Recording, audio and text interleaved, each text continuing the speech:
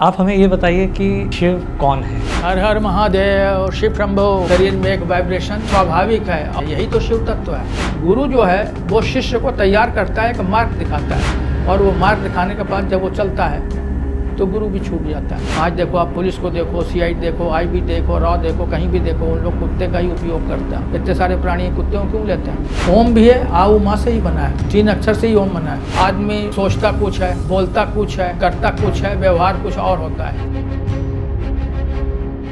दोस्तों, आप सभी का स्वागत है हमारे इस शो पर। आज का हमारा विषय रहने वाला है शिव। आप हमें ये बताइए कि शिव कौन है। हर हर महादेव शिव शंभो। रोहित जी आप भी बोलिए, हर हर महादेव शिव हर शंभो। हर महादेव शिव शंभो। शिव शंभो।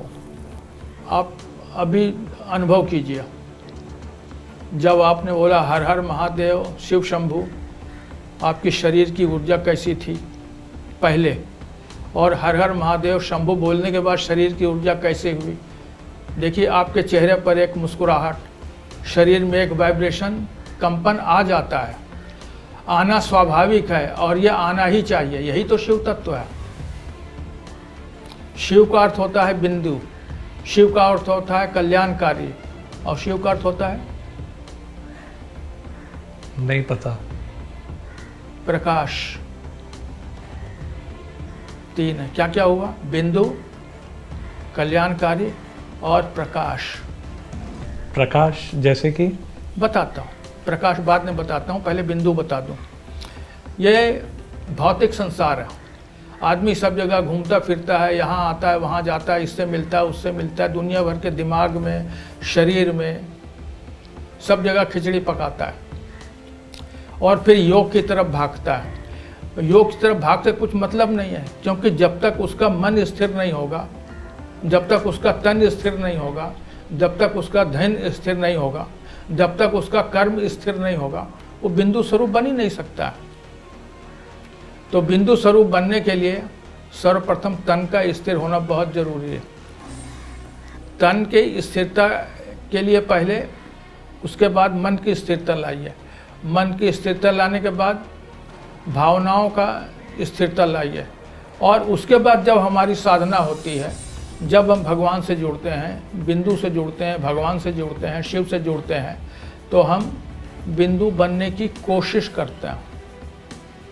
और जब बिंदु बनने की कोशिश करते हैं तो हमारे मन, हमारे वाणी और हमारे कर्म, हमारा व्यवहार, ये सब एक स्ट्रीम लाइन में होते हैं, यानी एक लाइन में आते हैं। अभी क्या है, आदमी सोचता कुछ है, बोलता कुछ है, करता कुछ है, व्यवहार कुछ और होता है, और इसीलिए वो भटकता रहता है। लेकिन जब ये समानता होगी, इसमें एक संतुलन होगी, तो आदमी योग युक्त अवस्था को प्राप्त कर सकता है। योगिक अवस्था तब होगी जब बिंदु स्वरूप, वही तो है। आप खाली बिंदु बनने की कोशिश करेंगे तो बिंदु नहीं बन पाएगी। बिंदु बनने के लिए इन चारों का अभ्यास बहुत जरूरी है।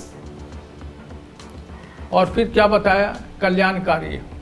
कल्याण आप तब करोगे जब आप सोचो कि सारा संसार हमारा है, सारा संसार हमारा है। हमारे सनातन में वसुधैव कुटुंबकम की व्याख्या की गई है कि सारा संसार भी हमारा एक कुटुंब है, सारा संसार भी हमारा परिवार है, सारे परिवार के लोग हमारे हैं, सब हमारे अपने हैं। लेकिन आज हमें देखते हैं कि कोई अपना एक भाई दूसरे भाई को ही अपना नहीं समझता। परिवार की बात तो आप छोड़ दीजिए, जब घर में ही लोग एक दूसरे को नहीं समझते हैं तो परिवार को कैसे मानेंगे? और ये परिवार को तब मानेंगे जब ये बिंदी वो बिंदी, यानी ये भी आत्मा, मैं भी आत्मा, जब ये भाव आएगा, जब आत्म स्वरूप में स्थित हो जाएंगे। जब आत्म स्वरूप में स्थित हो गए, जब अबिंदु की स्थिति हो गई, आत्मा की स्थिति हो गई, शरीर राही ना, तो फिर झगड़ा कैसे, मन मुटाव कैसा? व्यवहार आपके बदल जाएंगे, व्यवहार आपके बदल जाएंगे। तीसरा क्या बताया? प्रकाश। प्रकाश मतलब रोशनी। तो शिव हमेशा जो है ज्योति स्वरूप है। अब हम कैसे माने कि शिव ज्योति स्वरूप है? कैसे माने? आपको कहता हूँ, आप आंख बंद कर दीजिए, और आंख बंद करने के बाद आप देखिए कुछ आप प्रकाश देख रहे हैं। जिसके नेत्र नहीं है वो भी प्रकाश देखता है। क्योंकि ये नेत्र जो हमको मिले हुए हैं ये हम बाहरी वातावरण देखते हैं, और वो नेत्र जब हमारे खुलते हैं तब हम ब्रह्मांड देखते हैं, आध्यात्म की ओर जाते हैं, भगवान का दर्शन करते हैं, शिव का दर्शन होता है, वो प्रकाश। अभी प्रकाश में भी देखिए अलग अलग प्रकाश हो गया। आप गांव खेड़े में जाते होंगे, वहाँ कभी आपको देखते होंगे भाई ये शुक्र तारा है, इस सप्त ऋषि है, तारे के झिलमिलाते सब आपको तारे नजर आएंगे। आजकल आप प्रकाश नहीं देख पाते। क्यों नहीं देख पाते? क्यों? लाइट पोल्यूशन है। हम दूसरे पोल्यूशन की बात तो करते हैं, लेकिन लाइट पोल्यूशन की बात हम नहीं करते। लाइट पोल्यूशन क्या है? इजी बल्ब लगाओ, एनर्जी सेविंग बल्ब लगाओ। तो जितना जितना हम एनर्जी सेविंग बल्ब लगाते हैं उसका कहीं ना कहीं प्रदूषण तो फैलता होगा ना। तो वो प्रदूषण इतना फैल गया कि उसके कारण जो तारों की टिमटिमाहट थी, जो तारों का प्रकाश आता है, तो प्रकाश आना ही बंद हो गया। इसलिए इसके लिए भी हमको सनातन की ओर ही चलना पड़ेगा। तो अब 3 बात मैंने आपको बताई रोहित जी, कि आप बिंदु स्वरूप में स्थित होइए, आप कल्याणकारी बनिए और प्रकाश बनिए। प्रकाश के लिए आपने देखा होगा कि स्त्रियां यहाँ तिलक लगाती हैं, बिंदी लगाती हैं, पंडित लोग हैं दूसरे हैं, वो भी यहाँ तिलक लगाते हैं। अच्छा, तिलक भी अलग अलग प्रकार के होते हैं। कोई लाल तिलक लगाता है, कोई पीला लगाता है, कोई सफ़ेद चंदन लगाता है, कोई लाल चंदन लगाता है, कोई काला तिलक लगाता है, अलग अलग। और कुछ न मिला तो चलो हल्दी का ही चंदन लगा देते हैं। अच्छा, अब ये आपको बताऊं कि ये जो हमारी भृकुटी है, जहाँ ये कहा गया है कि भाई आत्मा का निवास यहाँ, स्थान यहाँ है, इसका और नाभि का बहुत ज़्यादा कनेक्शन है। दूसरे एक दूसरे से जुड़े हुए हैं, दोनों एक दूसरे से अलग नहीं है। तो यहाँ मस्तिष्क की जो ये दोनों जो भाव है, जो आईब्रो है, दोनों भाव है, 2 भावों के बीच में तिलक हम यहाँ लगाते हैं। तो आत्मा का निवास स्थान यहाँ है। आत्मा का निवास स्थान मतलब वो बिंदु स्वरूप हो गई, वो प्रकाश स्वरूप हो गई, और कल्याणकारी भी है, क्योंकि शिव है और शिव के हम बच्चे ही तो हैं। अगर ये शरीर निकल गया तो प्रकाश ही तो बचता है। तो ये जो प्रकाश है, ये जिसे हम आत्मा भी बोलते हैं, तो ये आत्मा का क्या कनेक्शन है शिव से? शिव, हम उसको कह सकते हैं कि वो हमारा पिता है। पिता इस सेंस में कि वो सर्वशक्तिमान है। वो सर्वशक्तिमान है, हम सर्वशक्तिमान तो नहीं हैं। जैसे बल्ब जलता है, लाइट जलती है, तो घर में बल्ब तो जलता है, एनर्जी मिलती, शक्ति मिलती है, बल्ब जलता है, आपके घर में रोशनी तो आती है, लेकिन वो बल्ब और वो शक्ति देने वाला पावर हाउस तो नहीं बन सकता जी। अगर यहाँ कुछ खराबी आ जाए, कुछ प्रॉब्लम आ जाए, तो उसको पावर हाउस वाले को ही फ़ोन करना पड़ेगा, भाई साहब हमारे घर की बिजली चली गई, आप देखो। फिर वो सब स्टेशन ढूंढेगा, ट्रांसमिशन देखेगा, फिर बोलेगा यहाँ फॉल्ट है, ठीक करेगा तो आपका जल जाएगा। तो हम लोग जो है ऋषि मुनियों के पास जाते हैं, अपने गुरुओं के पास जाते हैं, साधु संत के पास जाते हैं, ताकि वो हमारी चेतना जगाएं, हमको ज्ञान दें, हमको कुछ ज्ञान का प्रकाश दें, ताकि हमारी जो ट्यूबलाइट बंद है, जो हमें प्रकाश नहीं आ रहा, जो हमारी वो स्थिति नहीं बन रही, जिसके कारण हमारी भावनात्मक स्मृति खराब हो गई, मानसिक स्थिति हमारी खराब हो गई, हमारी कर्मणा हमारे खराब हो गए, तो वो सब समतल हो जाए, बैलेंस हो जाए। तो गुरु गोसाई ये लोग जो हैं, साधु सन्यासी, ये हमारे सब स्टेशन है। और परमात्मा वो कौन है? वो हमारा main power house, main power house वही। तो गुरु का काम ये होता है कि रास्ते पर चला देना, कि रास्ता ये है, तुम ऐसा चलो। गुरु आपके साथ नहीं जाएगा। एक तो आपको सीधा एक मिसाल बताता हूँ। आपने किसी के पाँव में फ्रैक्चर हो गया, वो डॉक्टर के पास जाएगा, सर्जन के पास जाएगा, बोले भाई मेरे पाँव में चोट लग गई, वो बोलेगा ठीक है, ऑपरेशन करता हूँ, सर्जरी करेगा, सब कुछ करेगा, प्लास्टर बांध दिया, वो सब ठीक ठाक कर दिया। अच्छा, ठीक ठाक करने के बाद बोलेगा भाई एक बैसाखी ले लो, एक डंडा ले लो, इसका सहारा लेके तुम चलो, बराबर है जी। वो सहारा देख के चलेगा, वो चल रहा है, लेकिन एक समय आने के बाद वो सहारा छोड़ देता है। क्यों? उसका पाँव बराबर हो गया। जब उसका पाँव बराबर हो गया तो उसको सहारे की जरूरत नहीं है। तो गुरु जो है वो शिष्य को तैयार करता है, एक मार्ग दिखाता है, और वो मार्ग दिखाने के बाद जब वो चलता है तो गुरु भी छूट जाता है, फिर सदगुरु आता है। गुरु छूट जाता है, सदगुरु आता है। मैं एक बचपन की घटना सुनाऊं। मैं बचपन में 2.5 साल का था, तब से मैंने जन्माष्टमी व्रत शुरू किया, और करीब 15-16 दिन का होगा, तो बहुत सारे देवी देवताओं को मैंने देखा है। जब मैं बोलने लायक हुआ तो मम्मी से, पिताजी से मैंने कहा भाई ये क्या है। तो जब जन्माष्टमी आई, पिताजी ने बोला आज जन्माष्टमी है। मैंने पूछा जन्माष्टमी क्या है, तो बोले जन्माष्टमी मतलब कृष्ण की कथा सुनाई। तो मैंने उनसे कहा कि भाई कृष्ण भगवान का मुझे फ़ोटो लेके आओ। फिर मैं अपने पिताजी के साथ गया, कृष्ण भगवान को फ़ोटो देखा। तो मैंने कहा ये फ़ोटो जो देखा था इसको तो मैं देख रहा हूँ। फिर वो फ़ोटो लेके आया, घर में लाया। मम्मी डैडी ने फलाहार किया, लेकिन मैंने फलाहार नहीं किया। जब पूजा किया करने के बाद ही मैंने खाया। तो कुछ मेरे संस्कार हैं, कुछ पूर्व जन्म का संस्कार है, क्योंकि हम जो भी कर्म करते हैं वो हमारा संचित रहता है, व्यर्थ नहीं जाता है। हम अच्छा कर्म करें या बुरा कर्म करें वो हमारे साथ जाने वाला है। ये शरीर तो जाएगा नहीं। ये शरीर एक साधन दिया गया है, एक साधन दिया है कि इसके द्वारा हम कर्म करें। अभी बात निकली, थोड़ा डिविएट कर रहा हूँ। शिव के बारे में आपको मैं बताने ही वाला हूँ, बताऊँगा भी। डिविएट करता हूँ कर्म के बारे में। आपने सुना होगा रोहित जी 84 लाख योनियाँ होती हैं, लेकिन उन 84 लाख योनियों में सर्वश्रेष्ठ योनि है मनुष्य योनि।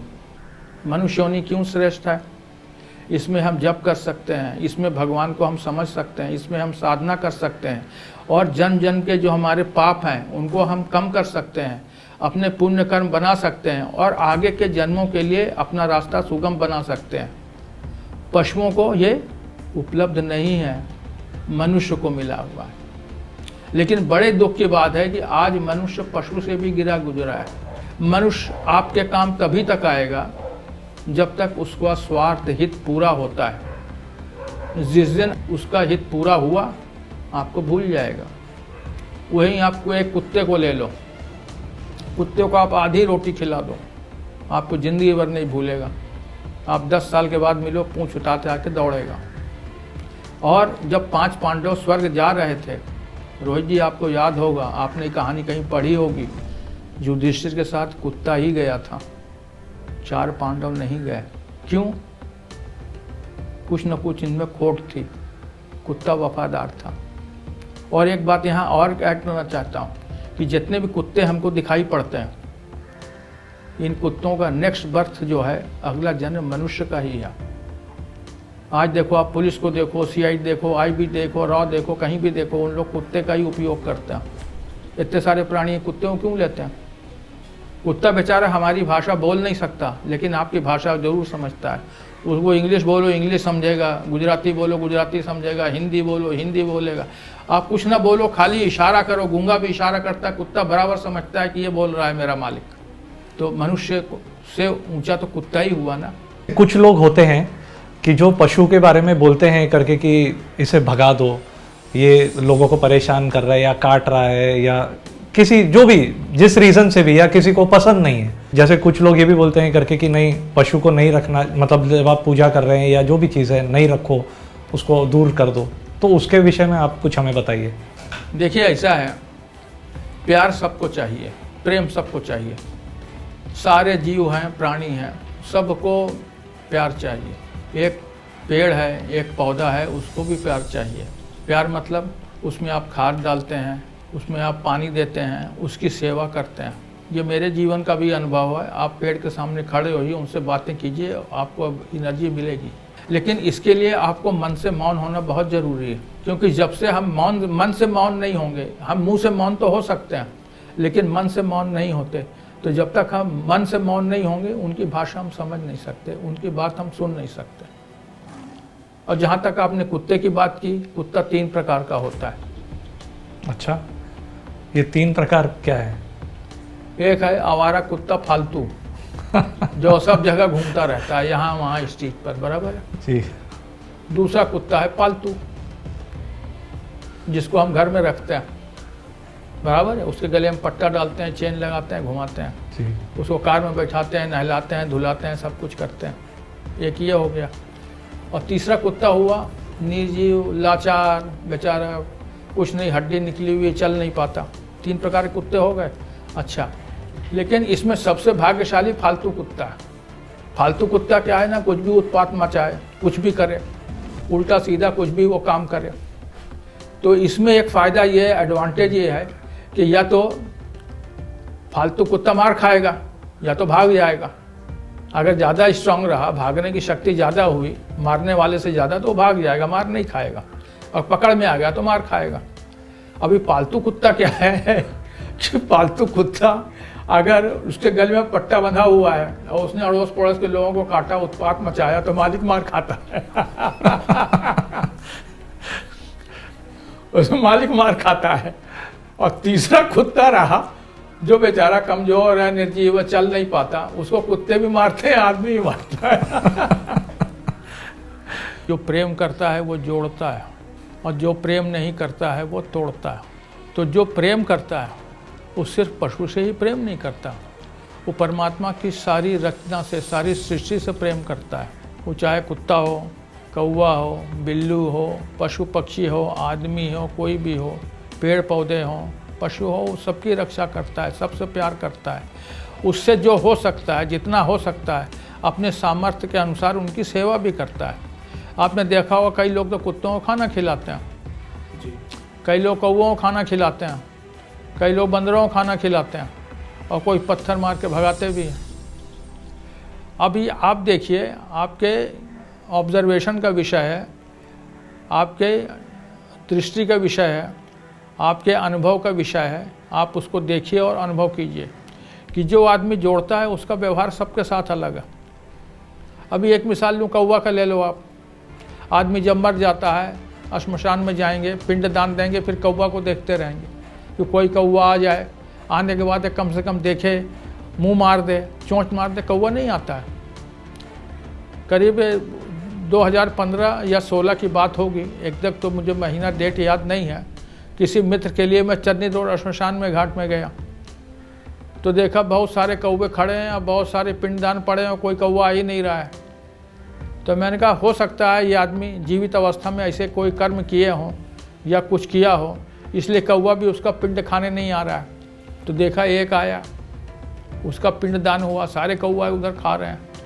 तो मन में ये विचार आया, ये अनुभव आया कि हो सकता है इस आदमी के कोई ऐसे कर्म रहे होंगे, इसकी कोई बात रही होगी कि उसकी वाइब्रेशन आते हैं ना, एक ऊर्जा आती है, तो वो नकारात्मक ऊर्जा के कारण शायद कौवे उसका पिंड स्वीकार नहीं कर रहे होंगे।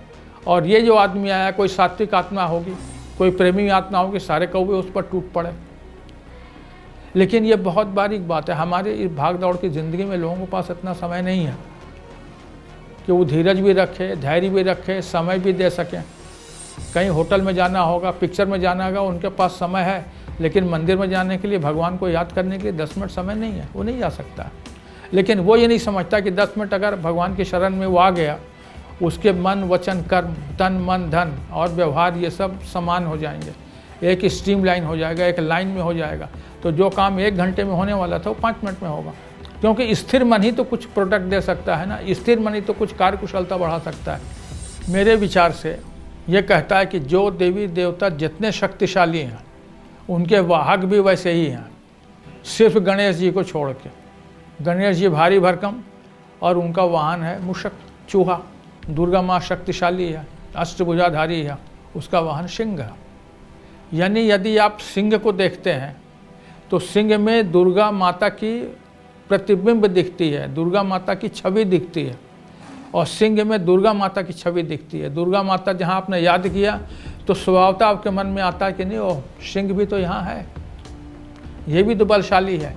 तो जैसे देवी माँ सरस्वती बलशाली है, सिंह बलशाली है, और मैं देवी माँ का ही तो पुत्र हूँ, तो मुझे भी इतना ही बलशाली बनना है, ताकि मैं असुरों का, बुरानी वृत्तियों का, गलत कुरीतियों का मैं संहार कर सकूं, उनका दमन कर सकूं, शमन कर सकूं। कार्तिकेय जी हैं, कार्तिक जी के पास दोनों है, नाग भी है और मोर भी है। और क्या तुलना है, सांप मोर को खाता है और सांप मोर को देख के भागता है, और दोनों कार्तिकेय जी के पास हैं। कार्तिकेय जी ये दर्शाते हैं कि इतनी शक्ति होनी चाहिए कि दोनों को वो बैलेंस कर सके, दोनों को संतुलन कर सके। एक दौड़ाने वाला है, एक दौड़ने वाला है। मोर जो है दौड़ाने वाला है और मोर को देख के सांप भागने वाला है, लेकिन कार्तिक जी ने इतना बैलेंस किया हुआ है कि दोनों साथ में रह रहे हैं। क्योंकि कमांडधारी, कंट्रोल करने वाला कौन है, सुरक्षित करने वाला उनको कौन है, कार्तिकेय जी, शिव जी के प्रथम पुत्र, महादेव जी के प्रथम पुत्र। अभी बात निकली है तो गणपति के भी ले लूँ। गणपति का वाहन चूहा ही क्यों है? बड़ा अजीब सा लगता है। चूहे पर गणेश जी बैठ जाएं तो चूहा किधर जाएगा मालूम नहीं। लेकिन उसी की सवारी कर 7 परिक्रमा की। तो ये शिक्षा देता है कि जो अपने माता पिता की पूजा करता है, जो अपने माता पिता का पालन करता है, जो माता पिता का आज्ञाकारी होता है, वो विघ्न विनाशक भी होता है। एक विघ्न विनाशक नाम है ना गणपति जी का। वो विघ्न विनाशक भी होता है, सिद्धिदात्री भी होती है, उसमें अष्ट सिद्धि भी आएगी, नवनिधि भी आएगी, सब कुछ उसमें विद्यमान है। इसीलिए सर्वप्रथम पूज्य गणपति को ही कहा गया। आप किसी देवी देवता की पूजा कीजिए, सत्यनारायण कथा कीजिए, कुछ भी कीजिए, लेकिन उस कथा के पहले गणेश जी की पूजा जरूरी है। सर्वप्रथम पूज्य, उनको वरदान मिला हुआ है। क्यों? उन्होंने माँ बाप की सेवा की। हम अपने माँ बाप को माँ बाप की तरह देखते हैं। माँ बाप मत देखो, वो उन्होंने हमको इस आत्मा को, शरीर को जन्म दिया है। इस शरीर को उन्होंने जन्म दिया है। अगर ये शरीर को जन्म न दिया होता तो आत्मा कैसे संसार में आती? इस संसार में ना आती तो भगवान को कैसे याद करती? भगवान को याद नहीं करती तो कैसे वो अपने जीवन को सफल बनाती? कैसे वो साधना करती? कैसे पूर्व जन्म के जो उसके संस्कार थे, जो पूर्व जन्म के बुरे कर्म थे, उसको अपने साधना से, तपस्या से, पूजा पाठ से कैसे समाप्त करती? कैसे कम करती? समाप्त करती या कम करती? समाप्त तो नहीं हो सकता, कम जरूर कर सकता है। हाँ, और यदि हो सके तो अच्छे अच्छे कर्म का प्रादुर्भाव करके, अच्छे अच्छे कर्म करके पुण्य कर्म अर्जित कर सकती है। तो ये इसके कारण क्या होगा? हमारा अगला जन्म, नेक्स्ट बर्थ, वो हमारा और भी अच्छा हो सकता है। सनातन में ही कर्म का सिद्धांत है। सनातन में ही कर्म के बारे में बताया गया है। और सनातन धर्म में जो कर्म की व्याख्या है वो किसी धर्म में नहीं है। सनातन धर्म में ही कहा गया है कि जो तुम जैसा करोगे वैसा तुमको फल मिलना ही वाला है। यही तुम आग में हाथ डालोगे, तुम्हारा हाथ जलेगा जलेगा ही, उससे तुमको कोई नहीं रोक सकता। वो अलग बात है कि आप डॉक्टर के पास जाएं, बर्नाल लगाएं, ट्रीटमेंट करें, इंजेक्शन लगाएं, पट्टी बांधें और आप ठीक हो जाएं, लेकिन आग में हाथ डाला है तो आपको जलना ही जलना है। ये कर्म का सिद्धांत किसी और धर्म में नहीं है। और रोहित जी, फिर आपको वापस लेके घुमा के बैठता हूँ जो पहले आपको बताया था कि शिव तत्व है, जहाँ हमको बिंदु बनना है, कल्याणकारी बनना है, प्रकाश बनना है। ये कैसे बनेंगे? जब हमारे कर्म अच्छे होंगे। जब हमको कर्म का ही नहीं पता है तो ये सारी साधना होगी कैसे? पहले तो हमको ये पता होना चाहिए कि हमारे कर्म हैं क्या। कर्म है क्या एक्चुअली? कर्म ये है, हम जो भी करते हैं, अभी हम बात कर रहे हैं वो भी एक कर्म है, हम मन में कुछ सोच रहे हैं वो भी एक कर्म है। अच्छा, कई बार ऐसा होता है कि हम सामने बात कर रहे हैं, आप कहीं कुछ और सोच रहे हैं, वो भी एक कर्म है। हम कुछ बोल रहे हैं, आप ना सुन करके कुछ और सोच रहे हैं। और तीसरा आदमी ऐसा होता है जो 3 काम कर रहा है, मेरी बात भी सुन रहा है, उसको भी एनालाइज कर रहा है, कुछ और सोच रहा है, उसको भी कर रहा है। तो वो उसका फंक्शन जो है मल्टी डायमेंशनल है। उसकी योग साधना इतनी हो गई है, उसकी मानसिक शक्ति इतनी प्रबुद्ध हो गई है, उसका इतना विकास हो गया है, उतनी साधना हो गई है, वो योग क्रियाएँ इतनी हो गई हैं, वो एक साथ बहुत सारे काम कर सकता है। लेकिन साधारण आदमी, आम आदमी वो तो नहीं कर सकता। मैं खुद नहीं कर सकता, लेकिन कभी कभी ये अनुभव किया है कि एक साथ 2-3 काम मैं कर सकता हूँ, हो जाता है। इसका एक छोटा सा मिसाल घर का ही बता देता हूँ। पुरुष जो है वो सदैव एक समय में एक काम करता है, इससे ज़्यादा नहीं कर सकता। लेकिन उसकी घर वाली है, उसकी पत्नी है या स्त्री है, वो एक साथ मल्टी डायमेंशनल काम करती है, एक साथ वो कई काम कर सकती है। इसीलिए पहले सीताराम कहा गया, पहले लक्ष्मी नारायण कहा गया। लक्ष्मी पहले आती है, नारायण जी बाद में आते हैं। लेकिन शिव ही ऐसे हैं, जहाँ शिव पार्वती कहते हैं, पार्वती शिव नहीं आता है। शिव पार्वती सुना है, राम शिव नहीं, राम सीता नहीं सुना, शिव पार्वती सुना है। बराबर है ना? क्योंकि शिव तत्व है तो पार्वती है। पार्वती मतलब जो पार उतार देवे। शिव मिलेंगे तो हम पार उतरेंगे ना। वती मतलब चला जाना, ऊपर चला जाना। हमारे शो के शुरुआती में आपने कहा कि शिव कल्याणकारी भी है, उस पर भी थोड़ा दृष्टि डालिए। कल्याण में 2 शब्द हैं, एक है कल और एक है यान। यान का भी 2 अर्थ है। यान का होता है वाहन, या का मतलब होता है आने वाला, और एक कल का मतलब भूत, जो हो गया। मनुष्य और ये स्वाभाविक है, अपने भूत को कभी नहीं भूलता और भूत मनुष्य को नहीं छोड़ता। आदमी हमेशा अपने भूत से बंधा रहता है, जीवन में ये हो गया, जीवन में ऐसा हुआ, ये हुआ, वो हुआ। और जीवन में जो भी घटनाएं घटी हों, अच्छी या बुरी, जो भी घटी हों, उस घटनाओं के चक्र में इतना वो घूमता रहता है कि आगे बढ़ नहीं पाता। जीवन में होना ये चाहिए कि जो भूत हो गई, जो दुर्घटना घटी, जो कुछ भी हुआ, उससे हमको सीख लेनी है, उससे हमको सीखना है, क्योंकि वो हमारा खुद का अनुभव है जी।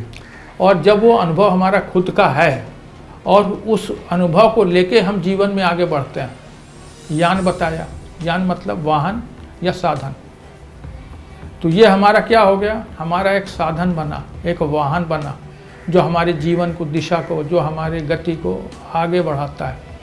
किसके लिए? कल के लिए। कल आदि में भी है, कल अंत में भी है। ये भूत वाला कल अंत है, आने वाला कल आदि है। यदि हमारा भूत सुधरा, भूत कब सुधरेगा? भूत कभी सुधरता नहीं है। भूत से शिक्षा ली जाती है, भूत से सीख ली जाती है, भूत से अनुभव लिया जाता है। उस अनुभव को जब हम लेते हैं और उसको वर्तमान में उसको प्रयोग करते हैं, उसको आगे बढ़ते हैं, यानी उसको वाहन बनाते हैं, तो हमारा वाहन आगे आने वाला कल सुरक्षित रहता है, उज्जवल रहता है, भविष्य हमारा उज्जवल रहता है, चाहे इस जन्म का भविष्य हो या अगले जन्म का भविष्य हो। तो ये कल्याणकारी भी हो, हमारे लिए हो जाएगा। लेकिन कल्याणकारी होगा को फिर घूम घुमा के ले जाता हूँ वापस बिंदु 1 2 3 4 5 1 2 3 4 5। आप 5 तक पहुँचेंगे, लेकिन 1 को कभी नहीं भूल सकते। आप 4 को नहीं भूल सकते, 3 को नहीं भूल सकते, 2 को नहीं भूल सकते, 1 को नहीं भूल सकते, क्योंकि जब तक 1 नहीं आएगा 5 नहीं आएगा, और जब 5 आएगा तो 1 जरूर आएगा। जो काल खत्म हो गया जी, भूत हो गया, वही काल आदि भी है। अगर इस छोटे से ज्ञान को, इस छोटे से फार्मूला को, इस छोटे से सूत्र को अगर हम ध्यान में रखें, ये रखें, हमारा जीवन कल्याणकारी हो सकता है। मनुष्य को हर बार ये सोचना चाहिए कि भाई आज मैं जो कर्म कर रहा हूँ, अभी जो मैं कर्म कर रहा हूँ, यही कर्म तो मुझे भविष्य में लेके जाने वाला है। अगर ये मैं भविष्य की चिंता छोड़ दूँ, भविष्य की चिंता छोड़ो मत, भविष्य को देखो कि हमारा भविष्य वैसा बनना है। आपको चर्च गेट जाना है, चर्च गेट आपका एम है, लेकिन आप ट्रेन में जाएंगे, कार से जाएंगे, सड़क जाएंगे, जैसे भी जाएंगे तो चर्च गेट पहुंचेंगे ना। वाहन की आवश्यकता है, जैसे भी है वाहन की आवश्यकता है, पैदल जाओ जी, जो भी है, कर्म तो आप ही को करना। आप कैसे जाएंगे वो आपको निर्णय करना। आप पैसे वाले हैं तो कार से जा सकते हैं, कुछ नहीं पैसा है तो पैदल जाइए, लेकिन चलना आपको ही है। यदि कर्म आपके अच्छे हैं, आप दयावान हैं, तो कोई आपकी दया कर देगा, बोलेगा भाई साहब आप कहाँ जा रहे हो? चर्च गेट आओ, मैं भी उधर ही जा रहा हूँ, लिफ्ट दे देगा आपको। तो जीवन में आप ये देखना, जब जब हमारी कठिनाई होती है, जब जब कोई परेशानी होती है, कोई ना कोई आदमी ऐसा आपको ऐसा मिल जाएगा जो आपको लिफ्ट देगा, आपको सहारा देगा।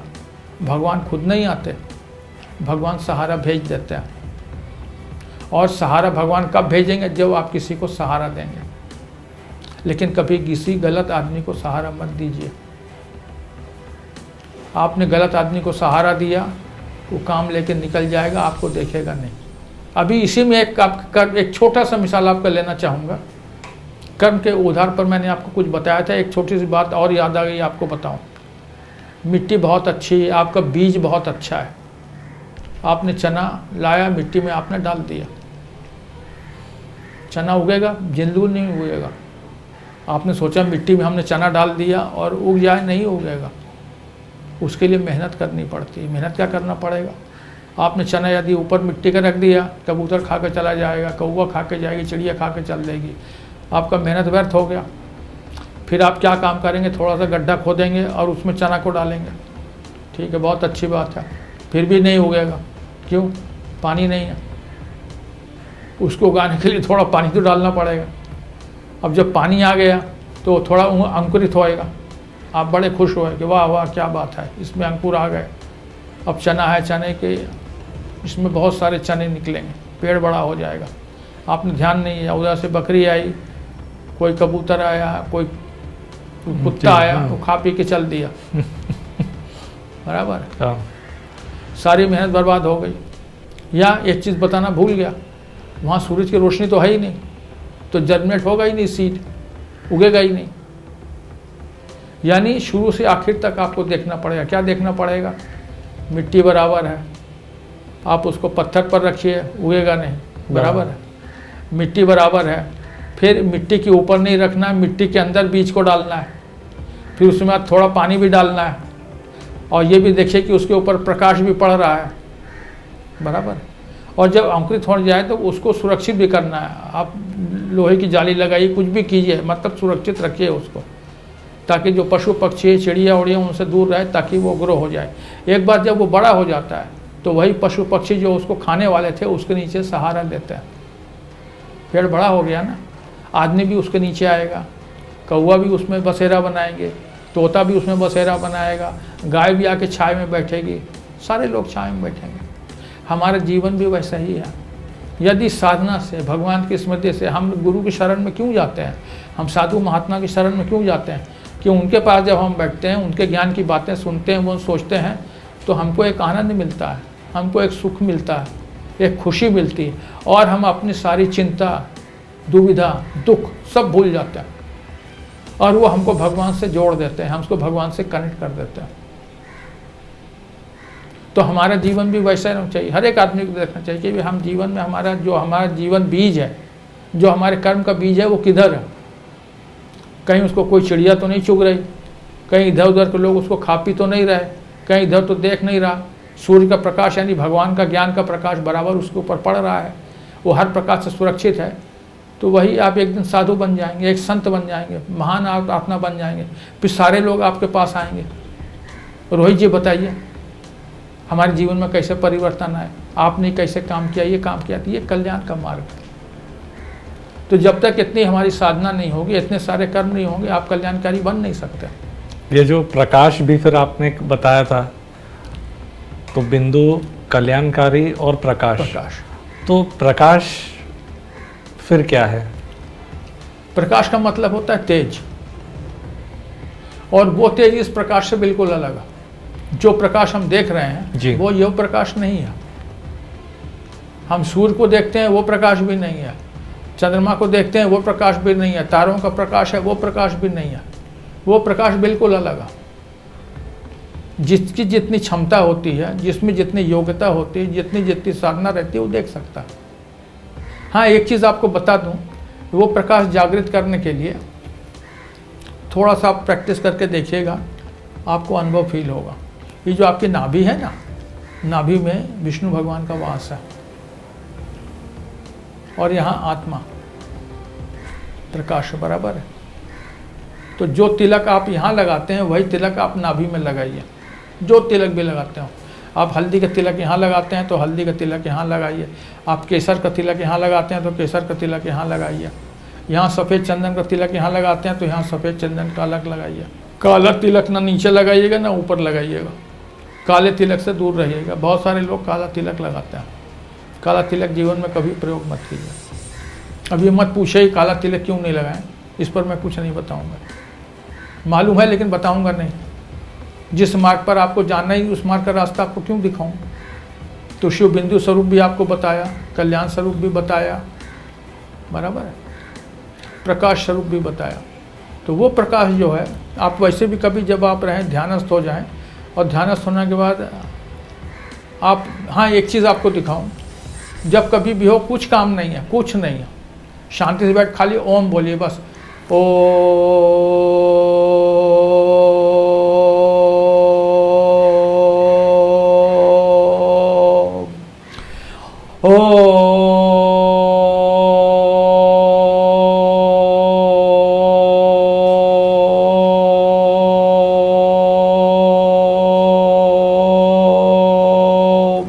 आप करके देखिए, रोहित जी आप देखिए, अनुभव कीजिए, कीजिए, अभी कीजिए। ओम बोलिए, जितना भी बोल सकते हैं, कोई ज़रूरी नहीं कि आप लंबा बोलें, जो बोल सकते हैं बोलिए, 2 बार बोलिए।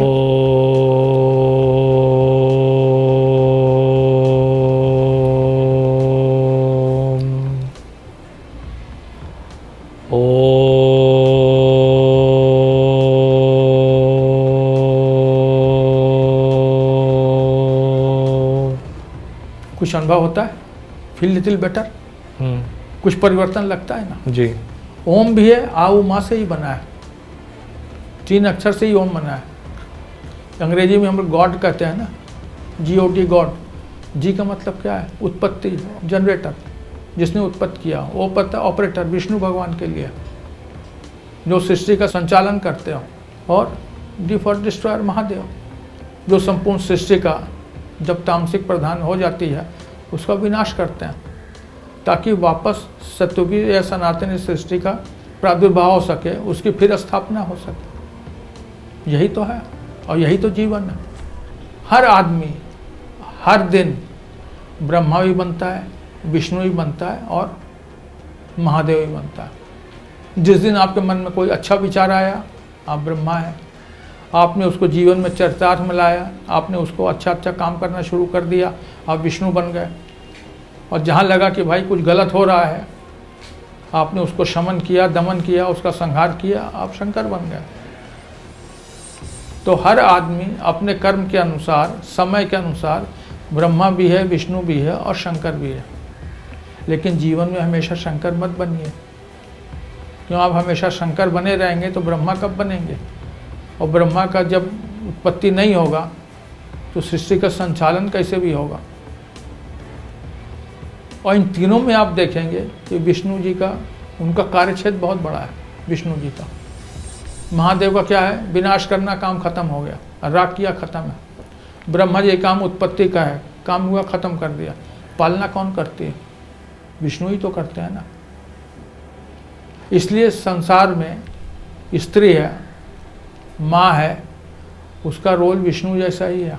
वो पूरे संसार को संभालती है, पूरे परिवार को संभालती है, बच्चों को संभालती है, पति को संभालती है, सास ससुर को संभालती है, सारे रिश्तेदारों को संभालती है। उसका रोल विष्णु का ही तो है। और जो समुद्र मंथन हुआ था उसमें मोहिनी भी तो निकली थी, जिसने देवता और असुर दोनों को एडजस्टमेंट किया ताकि देवताओं को अमृत मिल सके। जी। तो हमारा जीवन ऐसा ही है। इसलिए आपसे कहूँगा, हमारे दर्शकों को भी कहूँगा कि जो भी हो सकता है, जितना भी हो सकता है, आप अपने जीवन में रोज़ ब्रह्मा भी बनते हैं, विष्णु भी बनते हैं और महादेव भी बनते हैं। और ये मेरा अपना खुद का नहीं है, मेरा चिंतन तो थोड़ा ही है, लेकिन बचपन से चूँकि मेरी साधना रही है, मैं लोगों से मिलता रहा हूँ, साधु संत में सत्संग में जाता रहा हूँ, उनके विचार सुनते रहा हूँ। कुछ उनका है, कुछ हमारे शास्त्र ग्रंथों का है और कुछ उनकी बातें हैं जो मेरे अनुभव में आया। जहाँ तक हो सका मैंने आप लोगों को बताने की कोशिश की है। मैं कोई पंडित और ज्ञानी तो हूँ नहीं, मैं भी एक आप जैसा साधक ही हूँ, मैं भी सीख ही रहा हूँ। और आदमी मृत्यु पर्यंत सीखता ही है, जब तक वो जीता है तब तक वो सीखता है। और हर आदमी को मृत्यु पर्यंत सीखते ही रहना चाहिए, यही जीवन है। आप अस्पताल में भी जाइए, अगर आपकी हार्ट लाइन ऊपर नीचे है मतलब आप जीवित हैं, जिससे हार्ट लाइन स्ट्रेट हो गई, यू आर डेड। अगर जीवन में सुख दुख ना आए, जीवन में ऊपर नीचे ना आए, तो आदमी जीवित नहीं है, निर्जीवित हो जाता है। हर हर महादेव, जय श्री राम।